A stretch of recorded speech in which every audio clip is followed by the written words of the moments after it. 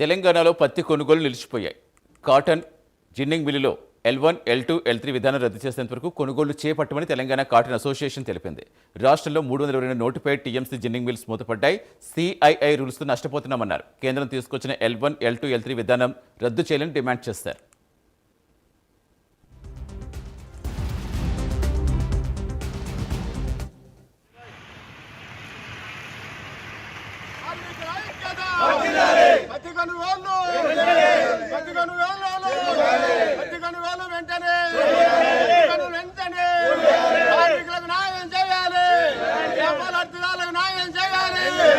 ప్రధాన డిమాండ్ అన్ని మిల్లులు నడపాలనే ప్రధాన డిమాండ్ తోటి రాష్ట్ర వ్యాప్తంగా తెలంగాణ కాటన్ అసోసియేషన్ పిలుపు మేరకు ఇవాళ బంద్ చేస్తూ ఉన్నాం. బంద్లో భాగంగా ఉమ్మడి జిల్లాలో ఉన్నటువంటి 60 మిల్లులు కూడా పూర్తి స్థాయిలో బంద్ తెలిపి ఎనమామల మార్కెట్తో సహా అన్ని మార్కెట్లు బంద్ ఉన్న సంగతి మీడియా మిత్రులకు తెలియజేస్తూ ఉంటాం.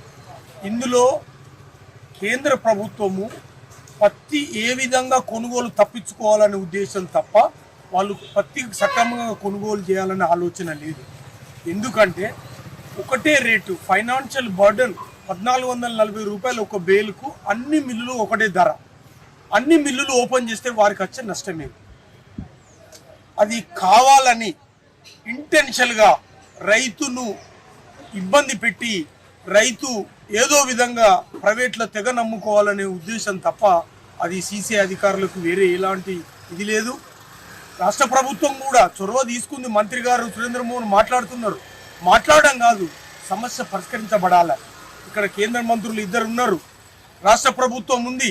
పోయి ముఖ్యమంత్రి నిన్న ఢిల్లీకి వేయిండు, ప్రెస్ అడ్రస్ చేసి ఈ విధంగా సీసీ ఇబ్బంది చేస్తూ ఉంది, ఇది కారణము, ఇది వివక్ష చూస్తుంది.